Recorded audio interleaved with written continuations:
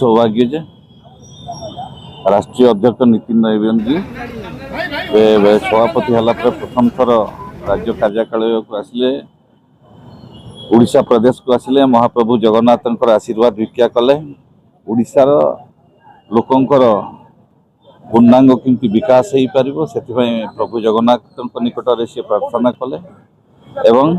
ए दल रे कार्य जो माने पदाधिकारी अच्छा सहित मंत्री मानकर विधायक मानकर सांसद मानकर बैठक अनुष्ठित होता समस्ते ए सरकार जो प्रकार भाव में डबल इंजिन सरकार जन तांकर उपकार करने कार्य कर सेवा को वास्तविक पक्षे त्वरान्वित करने संगठन को सुदृढ़ करने प्रत्येक स्तर में प्रत्येक परिवार सहित जोड़ा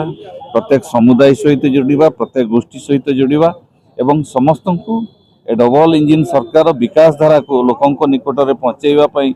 आज आम राष्ट्रीय अध्यक्ष गुरुमंत्र देइछन। धन्यवाद।